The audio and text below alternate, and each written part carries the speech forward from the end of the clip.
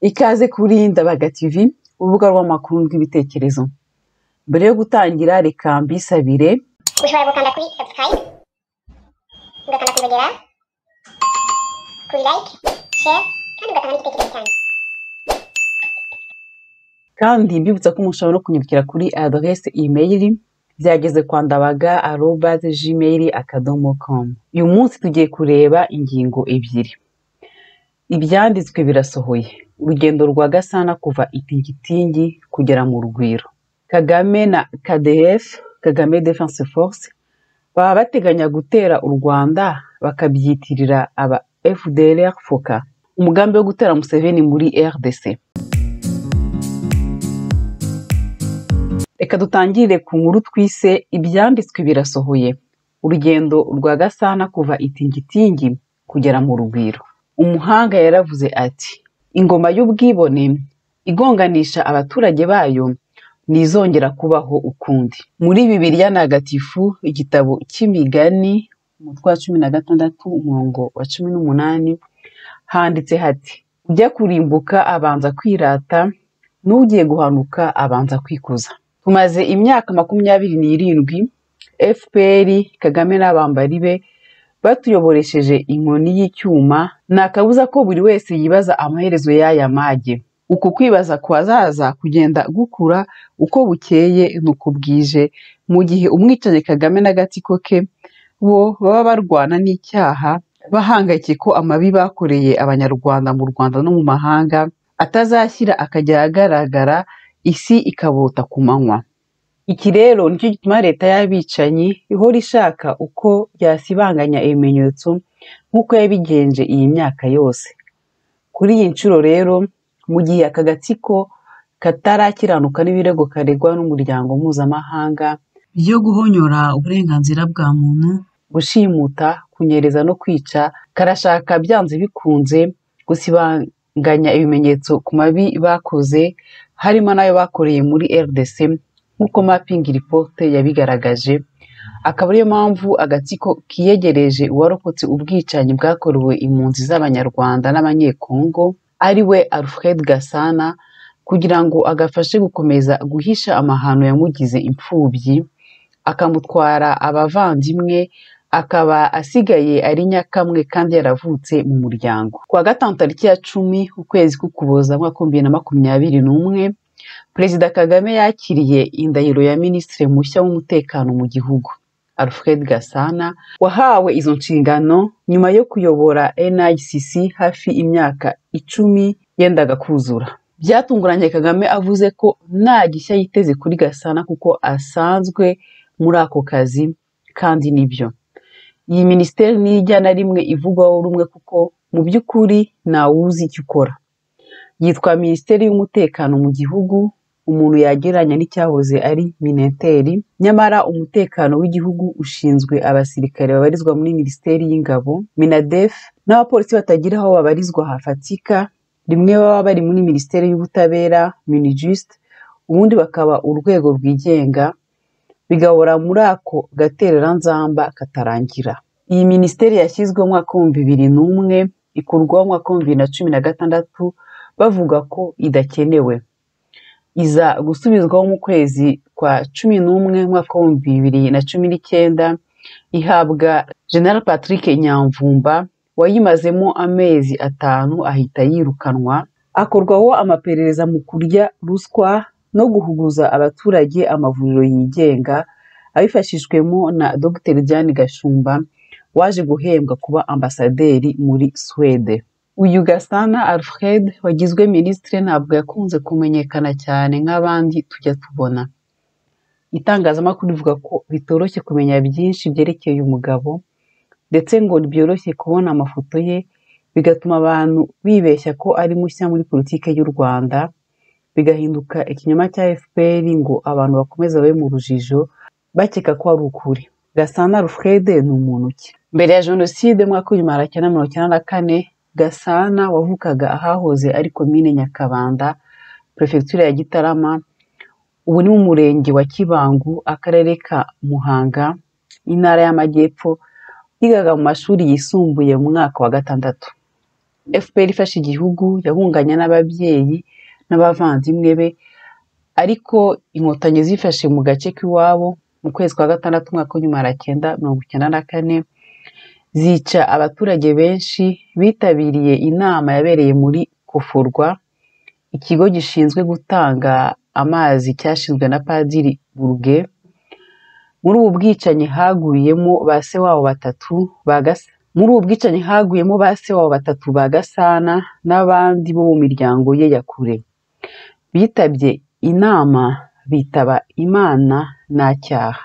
Ku itariki ya 17 ukwezi kwa karindwi umwaka w'1994 nibwo ababyeyi ba Gasana n'abavandimwe be nawe ubwe baciye ku mupaka wa Rusizi uhuza RDC n'u Rwanda i Cyangugu, bahungira i Bukavu ahitwaga muri Zaire. Icyo gihe babanje gucumbikirwa kuri Collège Alfagir, nyuma bajyanwa mu nkambi ya Kashusha yabagamo icyicaro gikuru cya guverinoma yari imaze gutsindwa mu Rwanda, ndetse agira amahirwe yo gukomeza kwiga na kaminuza.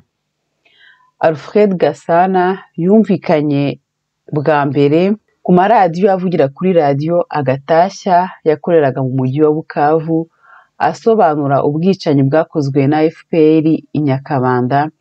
Icyo gihe yigaga muri ISP, Institut Supérieur Pédagogique Bukavu, ariko ntiyabashije kurenga grado ya kabiri kuko FPR mwaka w'1996 yahise itera inkambi z'impunzi, bamwe barapfa abandi bomangira mu mashyamba, abandi biganjemo abana, abagore, abasaza n'abakecuru bakorerwa ibirago bagarurwa mu Rwanda, aho babanzaga kunyuzwa mu nkambi ya Nyarushishi. Ubwinshi mu bwicanyi buvugwa muri mapping report Alfred Gasana yarabwiboneye n'amaso ye, kuko abo mu muryango we bambukanye Rusizi ku itariki ya 17 ukwezi kwa karindwi umwaka w'1994 nta n'umwe bagarukanye, bose FPR yarabishe. Bitunguranye cyane, nyuma y'ubwicanyi bwabereye itingitingi, Gasana yahawe akazi mu miryango y'abagiraneza bafashaga impunzi z'Abanyarwanda zari zimaze kurokoka ubwicanyi bw'indengakamere. Bitunguranye nanone, mu kwezi kwa gatandatu umwaka w'1997 Gasana yagaragaye avuga ijambo nk'uhagarariye abanyeshuri bari barangije ingando yabereye Imbare ahitwa mu Kinini, uyu munsi ni mu murenge wa Shyogwe, akarere ka Muhanga. Iyo ngando yashojwe na Perezida Bizimungu, yari ingando y'iyozabwonko brainwashing, yahuzaga abari baherutse gucyurwa ku ngufu bavuye mu bihugu bitandukanye, biganjemo abavuye muri RDC. Rungano rubyiruko, irinde ibiyobyabwenge kandi mukore cyane, nimushyire hamwe kandi mureke inzangano. Nsenga ngo ngire umujinya mwiza, n'ubundi urwango rurimbura nyirarwo. Imfungwa za politike n'iz'ibitekerezo zifungurwe. Ntibyumvikana ukuntu mu Rwanda umuntu afungirwa gutanga ibitekerezo. Ubumwe bw'Abanyarwanda bwubakwe. Mu rwego rwo kubaka ubumwe bw'Abanyarwanda, leta ishyireho gahunda yo kwibuka bose, itange ubutabera kuri bose kandi butabogamye. Leta nk'umubyeyi igomba kureka gutonesha ikiswe ubwoko Tutsi, itoneka ikiswe ubwoko Hutu. Ibyo ni ukubiba amacakubiri mu baturage, ibyo bigomba kuvaho. Amategeko niyubahwe, amabwiriza ate agaciro. Mu Rwanda usanga amabwiriza yubahirizwa kurenza amategeko, kandi ntibibaho. Amabwiriza ashyirwaho n'abantu ku giti cyabo, naho amategeko aba yaranyuze imbere y'inteko akemezwa. Bikwiye guhagarara, ukaba igihugu kigendera ku mategeko aho kugendera ku mabwiriza atsikamira bamwe agakiza abandi. Ibyo nibihinduke. Intumwa za rubanda zireke kuba iza FPR. Imvugo imitako irarambiranye. Ni gute abadepite basobanura ko Kagame ashobora kohereza abana b'u Rwanda kurwana mu mahanga bakabuca bakagwira? Ese bajya bibuka yuko ari intumwa za rubanda? Abanyarwanda barekure umuco w'ikinyoma. Nta butabera, nta mahoro tuzageraho kugeza habaho kuri kumwe gusa, abanyarwanda bige kwemera ukuri kabone niyo kwaba gusharira. Ibi byose kugira ngo bihinduke, umuturage agomba kujya ku isonga aharanira uburenganzira bwe nta gutegereza ko hari undi muntu uza kubimukorera. Niduhaguruke twirwaneho, twange igitugu n'agahotoro FPR imaze imyaka 27 yimakaza, atari ibyo izatumarira ku icumu. girira ngurure cyane ikinyoma gihungeho imikurukundo nyirisorosha shiramo imiyaga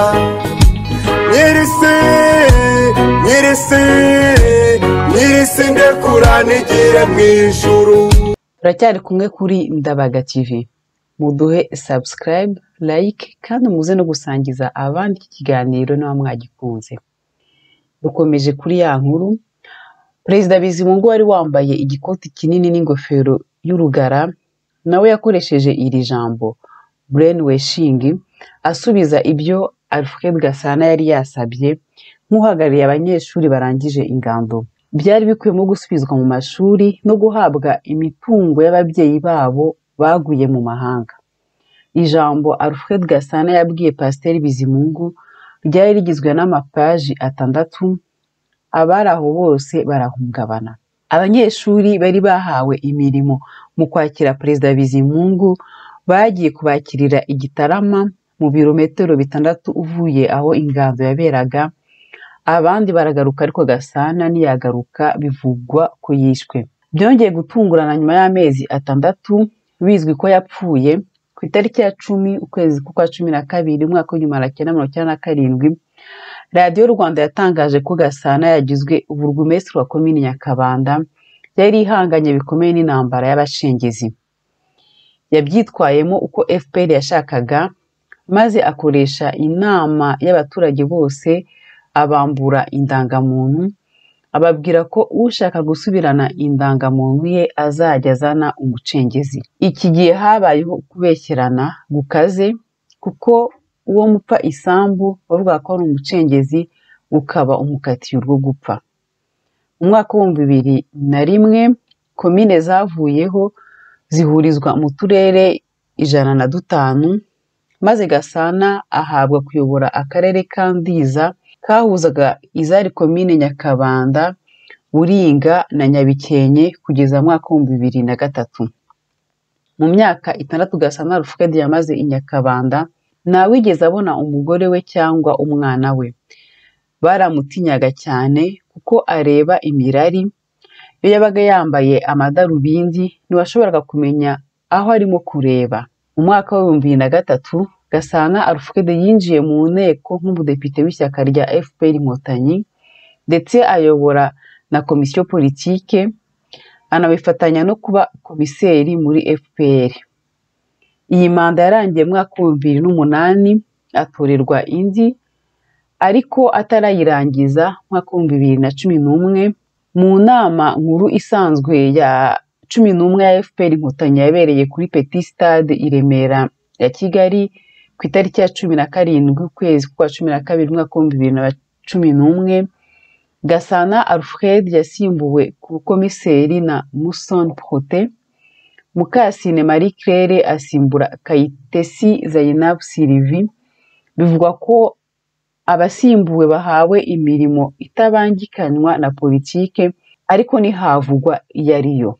Nyuma gato byahise bivugwa ko yahawe kuyobora ikigo gishinzwe ubutasi n'iperereza imbere mu gihugu cyitwa NICC, ariwe musivili wa mbere ukiyoboye. Abantu barakangarana bibaza uko agiye kuyobora abasirikare. Hari abasesenguzi bavuga ko bwari uburyo bwo kugira ngo Kagame amwiyegereze, azamufashe guhakana ubwicanyi bwakorewe impunzi muri RDC bukamugira imfubyi. Gasana rero yisanze nta yandi mahitamo afite, kuko iyo abyanga yari kwicwa azira ibyo yamenye muri RDC, ndetse akabibwira Pasiteri Bizimungu muri rya jambo yavugiye imbare.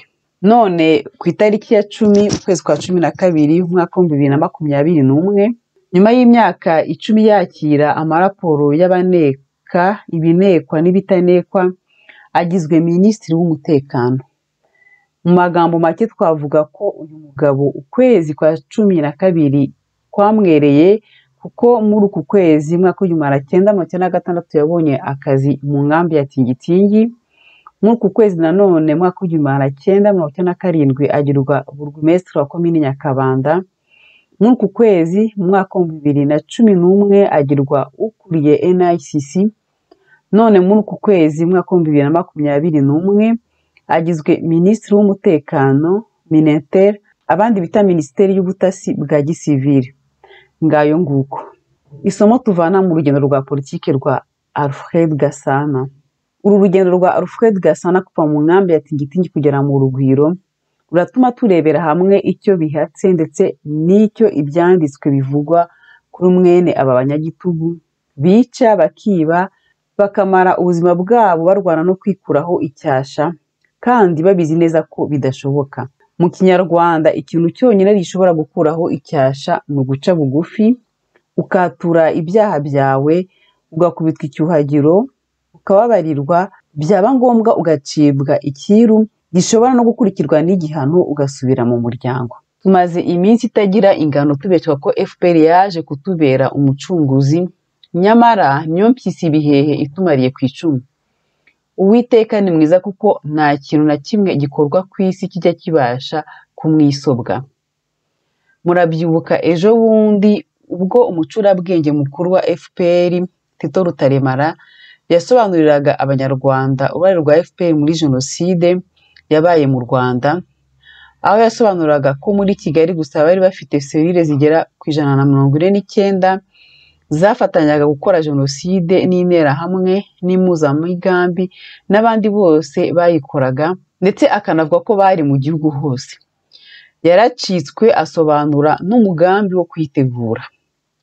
Aya magambo rero aturuka mu bucurabwenge bwa FPR ntabwo ari ku bwayo, ahubwo ni uko Uwiteka yifuriza abanyarwanda bose kumenya ibyabaye mu Rwanda mbere y'uko abaremera igihugu gishya, aho tuzagira igihugu gitekanye kandi cy'ibihe byose. Nk'uko Uwiteka yategetse Balamu gutanga umugisha agiye gutanga umuvumo, Gutegeka kwa 2 igitabo cya 23:5, Yesaya igitabo cya 24:10, niko yategetse Rutaremara kuvuga ukuri ku byabaye. Tugarutse ku ijambo twatangiriyeho riboneka mu Migani igitabo cya 16 umutwe wa 18, tubona neza ko FPR yamaze kwirata bihagije, aho isigaye yigereranya n'itanga ubuzima, bityo ikaba igeze igihe cyo kurimbuka. Yamaze kwikuza kandi birenze urugero ku buryo nta kindi isigaje uretse kurimbuka. Ibimenyetso birigaragaza, twabonye imipira yanditseho ngo inkotanyi n'ubuzima, nyamara imaze kubwambura benshi amahanga arebera. Mu kwanzura rero twavuga ko ibyanditswe byose byamaze gusohora, ubwibone bwa FPR bwarenze inkombe, igeza aho yiyita nyir'ububasha bwose, ikaba nta kindi ishigaje uretse guhanuka no kurimbuka. Gushaka kujijisha no gusibanya ibimenyetso bikubiye muri mapping report ntibishoboka. Niyo Alfred Gasana yahakana kajana ikisha ababyeyi be na bene nyina, ukuri kuzigaragaza ajyana na FPR yisemo kuyoboka, akayancyuro yashubije Nkundiye kwijwi ubwo yabwirwaga ko ahakanywe n'ibishawu bya se agacika. Rungano rubyiruko, irinde ibiyobyabwenge kandi mukore cyane, nimushyire hamwe kandi mureke inzangano. Hora nsenga ngo ngire umujinya mwiza, n'ubundi urwango rurimbura nyirarwo. Imfungwa za politike n'iz'ibitekerezo zifungurwe. Ntibyumvikana ukuntu mu Rwanda umuntu afungirwa gutanga ibitekerezo. Ubumwe bw'Abanyarwanda bwubakwe. Mu rwego rwo kubaka ubumwe bw'Abanyarwanda, leta ishyireho gahunda yo kwibuka bose, itange ubutabera kuri bose kandi butabogamye. Leta nk'umubyeyi igomba kureka gutonesha ikiswe ubwoko Tutsi, itoneka ikiswe ubwoko Hutu. Ibyo ni ukubiba amacakubiri mu baturage, ibyo bigomba kubaho. Amategeko niyubawe amabwiriza ate agaciro. Mu Rwanda usanga amabwiriza yubahirizwa kurenza amategeko kandi ntibibaho. Amabwiriza ashyirwaho n'abantu ku giti cyabo, naho amategeko aba yaranyuze imbere y'inteko akemezwa. Bikwiye guhagarara bikaba igihugu kigendera ku mategeko aho kugendera ku mabwiriza atsikamira bamwe agakiza abandi. Ibyo nibihinduke. Intumwa za rubanda zireke kuba iza FPR. Imvugo imitako irarambiranye. Ni gute abadepite basobanura ko Kagame ashobora kohereza abana b'u Rwanda kurwana mu mahanga bakabuca bakagwira? Ese bajya bibuka yuko ari intumwa za rubanda? Abanyarwanda barekure umuco w'ikinyoma. Nta butabera, nta mahoro tuzageraho tugendera mu binyoma. Habaho kuri kumwe gusa. Abanyarwanda bige kwemera ukuri kabone niyo kwaba gusharira. Ibi byose kugira ngo bihinduke, umuturage agomba kujya ku isonga aharanira uburenganzira bwe, nta gutegereza ko hari undi muntu uza kubimukorera. Niduhaguruke twirwaneho, twange igitugu n'agahotoro FPR imaze imyaka 27 yimakaza. Atari ibyo izatumarira ku icumu. Ngurure cyane ikinyoma gihungeho imikurukundo. Nyirisoro shashiramo imiyaga.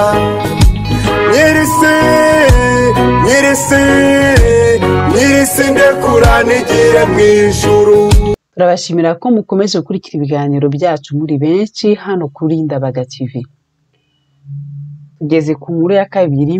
Kagame na KDF baba bateganya gutera u Rwanda bakabyitirira aba FDR foka, gutyo bakanaboneraho no kujya kurwanya Museveni muri RDC.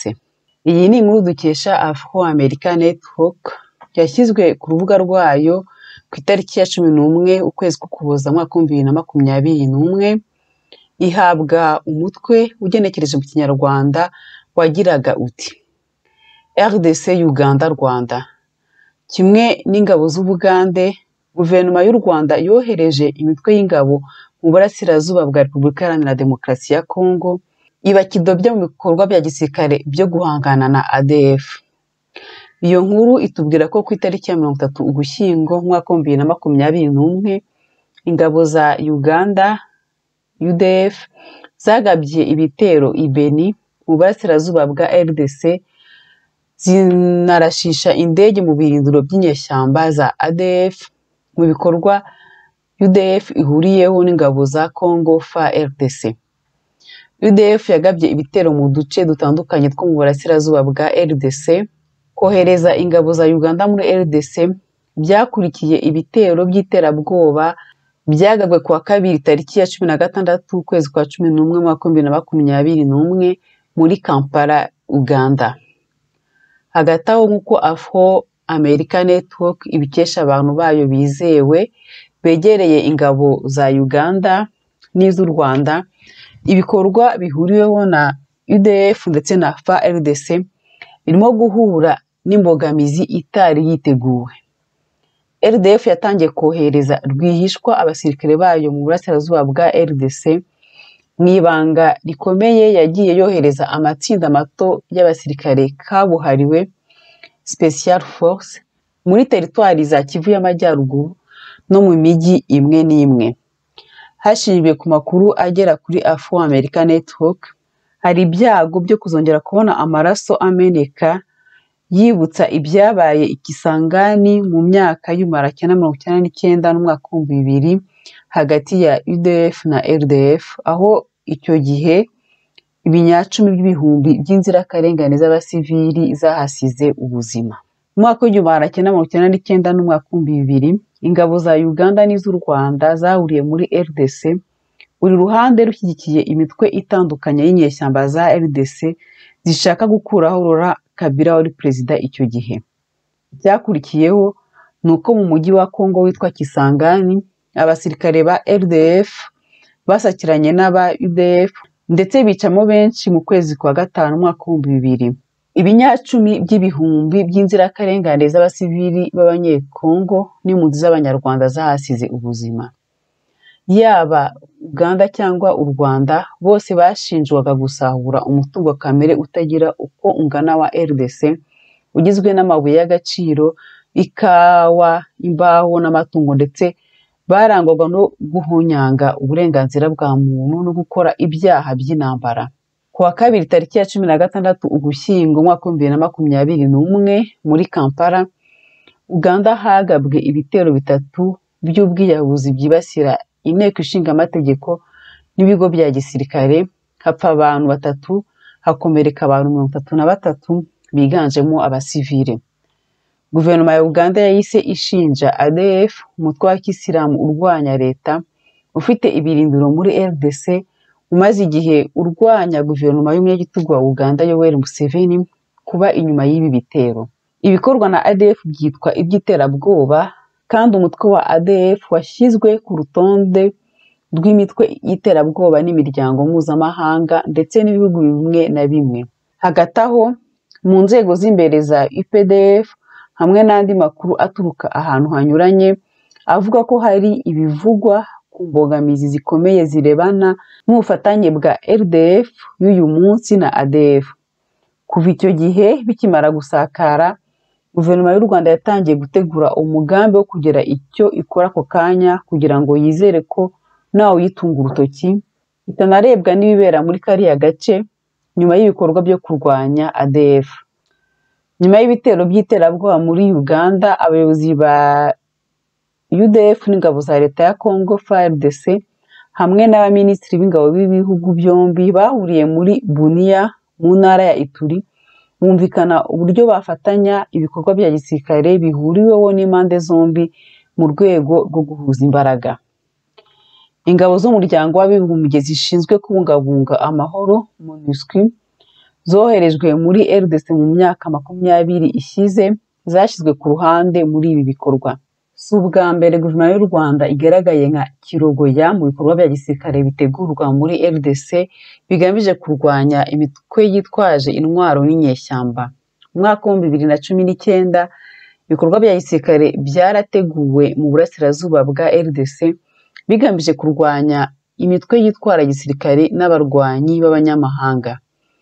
Nyuma y'inama yabereye i Goma ku itariki ya 13 no ku itariki ya 14 Nzeri umwaka wa 2019, abayobozi ba gisirikare baturutse muri RDC, Rwanda, Uganda n'u Burundi bumvikanye ko bagiye gukora ibikorwa bya gisirikare mu burasirazuba bwa RDC byagombaga kuba mu mezi y'Ugushyingo n'Ukuboza umwaka wa 2019.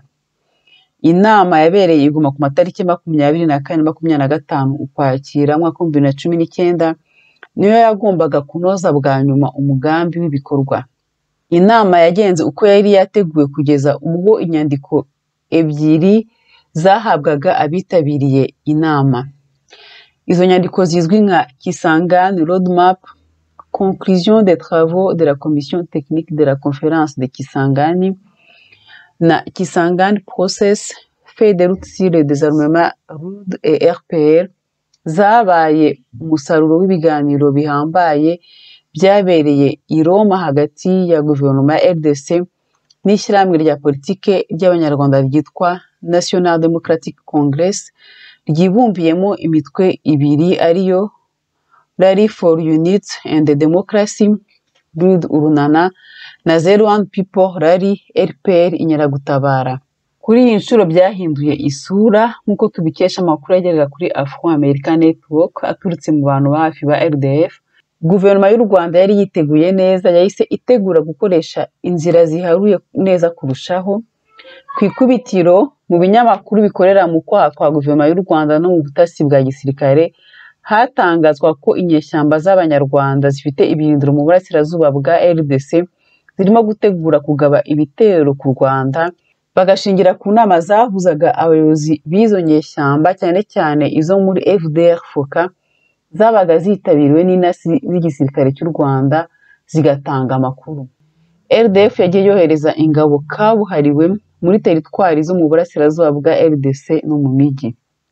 Muri iki gihe amakuru Afro American Network ikesha abantu ba hafi muri RDF na UDF avuga ko abasirikare bake b'u Rwanda bo mu mutwe w'ingabo kabuhariwe batangiye kwinjira rwihishwa mu burasirazuba bwa RDC.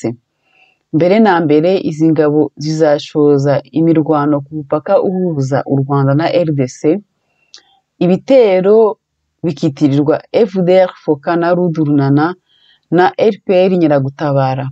Ubwo ako kanya umubare munini w'ingabo z'u Rwanda zinjire ku mupaka uhuza u Rwanda na RDC, byitwa ko ugiye gukurikirana inyeshyamba zihungabanya umutekano w'u Rwanda ziturutse muri RDC.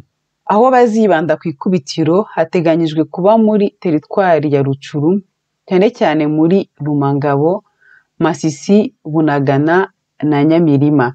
Hakurikiraho kujya mu majyaruguru muri teritwari ya Rubero, cyane cyane muri Kanyabayonga, Rubero na Butembo, ndetse zikinjira no muri teritwari ya Beni. Nyuma y'uko imitwe ya gisirikare izaba imaze kwinjira muri teritwari za Beni, Rubero, amakuru avuga ko RDF iteganya gutera UDF, ibitero bikitirirwa ADF. Afro American Network irangiza ivuga ko izakomeza gukurikirana no gutanga amakuru agezweho uko ibihe bizagenda bihinduka. Aha ni naho turangirije aya makuru y'uyu munsi. Turongera kubasaba kuduha subscribe, like no kuza kuyasangiza abandi bantu niba mwayakunze. Nge twari kumwe ni Constance Mutimukeye, murangwe n'amahoro n'urukundo.